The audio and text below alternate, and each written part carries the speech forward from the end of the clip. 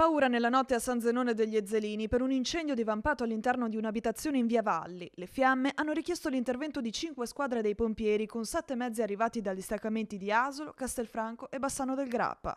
A chiamare i soccorsi alcuni vicini svegliati nel cuore della notte. Abbiamo avvisato i nostri vicini che nel frattempo si sono trasferiti in un'altra abitazione in quanto devono ristrutturare la casa, e li abbiamo avvisati e sono venuti. Ci siamo spaventati, però abbiamo visto che i vigili del fuoco stavano già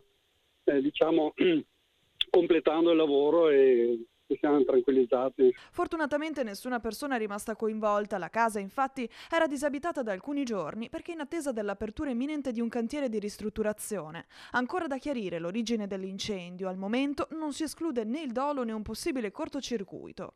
Sul posto anche i carabinieri della compagnia di Castelfranco Veneto che hanno avviato gli accertamenti per ricostruire con precisione le cause del rogo. L'area è stata messa in sicurezza e l'edificio reso inagibile in attesa delle verifiche strutturali.